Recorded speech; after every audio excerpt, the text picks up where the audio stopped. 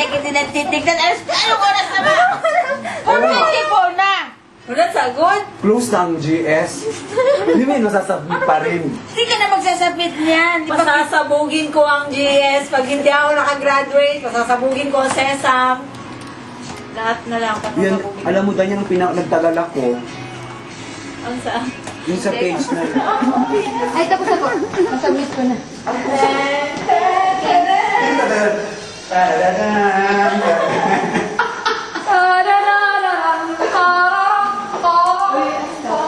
Ano po, bakit may dala-dala ka pa niya?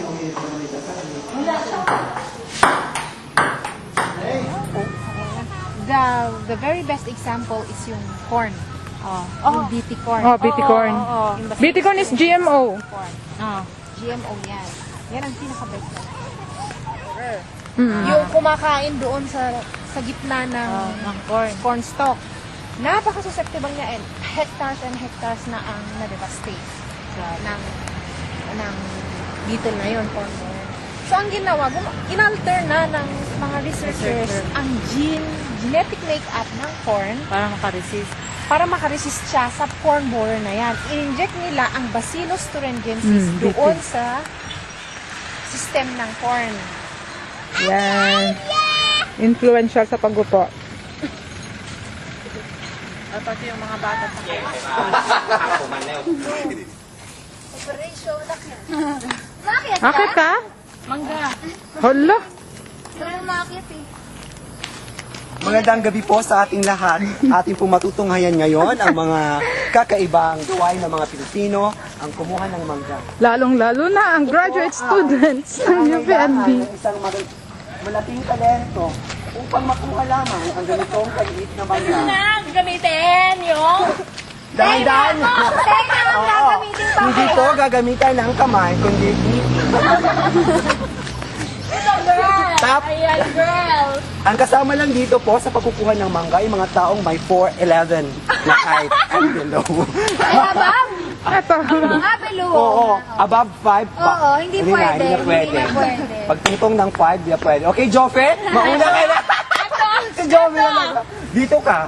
Tapos, ang gagawin ka. Si Joffy po ay MS Biology. Ngayon ko lang nalaman na siya isang utu-uto. Ang matindi niya, Ako ay kapamilya ng mga lobo. siya po ay instructor. Ayan na ba? Mga gawain ng mga instructor ng UP. Nakakain na ba ito? Burn na Ito. Ito okay. Yung medyo malaki. Teka, hindi abot ni Joppy yan. Yun nga ang challenge ngayon eh. Pinoy record! Tingnan natin ang kakayahan ni Jofe. Grabe, panalo na to. Panalo na ang ating unang contestant. Una at nag-iisa. Hindi po talaga hadlang ang... Maliit na katangkaran. Aray, lit naman ito. Aba, ano ba naman height mo? Kasi bagay lang yan sa height mo, Iha. Huwag ka na magreklamo. Pinagnanganda ng medyo ano. Wala naman, sa taas. Ungahan mo ang mga paniki habang hindi pa sila naglalabasan. Mahirap. Ito po, nakikita po natin ngayon ang isa sa mga pinipicture na endangered species ng IH o ng International House dito sa UP Los Yan Baños. ang tinatawag. Kitang-kita nyo naman po, Tarsius, talentado ang Tarsius hepaticus na ito. Dahil nakachinelas pa po siya habang umaakyat. Diyos ko! Lisay, baka malaglag ka! Ito po ang sinasabi na ang mga bading po ay talagang... Talentado, mga kaibigan! Talentado! Ayan, naglalaglag na po siya ng mangga. Diyos ko, Lisette, mag-iingat ka, anak. Hindi ka pa gumagraduate. Dito tayo sa bading.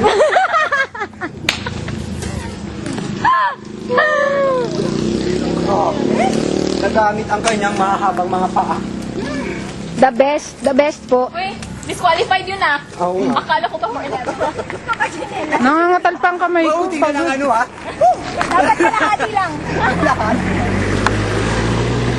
Ta-ta-ta-ta. Di dapat ako. Dapat ikaw kasi ikaw ang gagraduate. Bro, sana makapatong tayo dun sa ano. Makapatong? Ay, makatuntong. ano ba? Makatungtong. Kasi pag pumatong ka, Jopi, Iba yun. Oo, naka... Tsaka huwag mong gamitin sa Tagalog. Ang pangit tingnan. Ay, pakinggan. Ma'am, Jopi! Ay, baka malaglag. Ano eh? Hindi pa nakaayon. Mga ganun mo. Uy, parang skandal to eh. Pingin. Teka lang, focus May pa, natin. may pa. Ano pa? Ito? Ang ganda, I-focus mo grabe. kasi hindi beke ang pinapokus, pinakukuha. Ang ingay nyo kaya. Ang ingay. Sige pa. Dapat makita yung palm. Ginanunday kamay mo ito. Kamali. Ayan. Wow! Lobo. Ayan. Uy, ano yun? Bakit Ano ganun? yun? May ganon. May palm nga. Yun nga yung maganda doon. Yan. Ayan. Hawakan yung kamay ko, nangangatan eh. Pasmado. Ako yung kumuha ate, para maganda akong kumuha.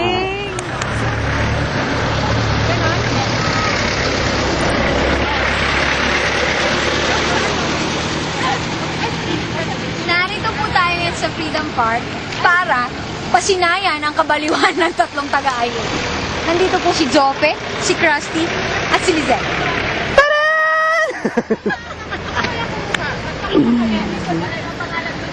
Sa ngayon po, pinag-uusapan nila ang patungkol sa Carillon Tower na balak sana nila akyatin bukas. Pagkatapos po nila umakyat sa Carillon Tower, sila po magtatambling pababa. At pagkatapos po magtatambling pababa, magbabackflip sila pabalik sa taas. Naway makita natin ito sa darating na bukas. Cut! Ang pangit ko naman, pananunukulay. Tapos ano pa, pinagpawisan, tapos may lights pa, yung... Asif naman, nagiging artista kayo bigla nito. Eh, anong malay mo, Diyos ko, mga tao Diba? na discover. Si Charis Mempengo nga, ayan, na-discover. Siya, YouTube beauties tong mga to. Kumukuha na nga kami ng ano. Hindi naman ang kanyang posisyon, ang pagkukuha ng video. Alam mo ba, kung pa siya kumukuha ng video pa ganyan, gusto niyo lang ma-discover ng mga dumadaang jeepney driver. Hindi tayo ang Oo, madidiscover. siya ang madidiscover. Sino ba naman makakatanggi sa mga legs na yan? Ganun mga legs na. Dapat ikaw ang binibidyo dyan, na parang hayok na hayok ang pagkaposisyon niya. ang babae sa damuhan. Ang pinakamagandang babae sa balat ng mga damo. Oh my God! Ang pinakamagandang damo sa balat ng lupa. You are such a weed.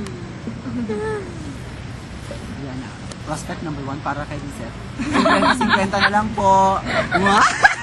Aba, umigat ka talaga!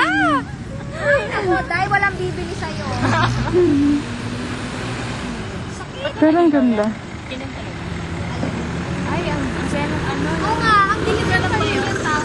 Yung may ano yan, may ilaw yan, tapos may banner pa ng...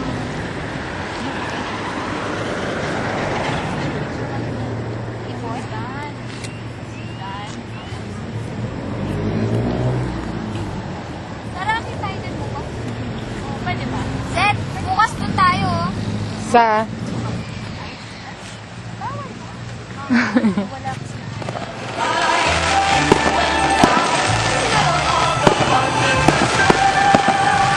Oh, God!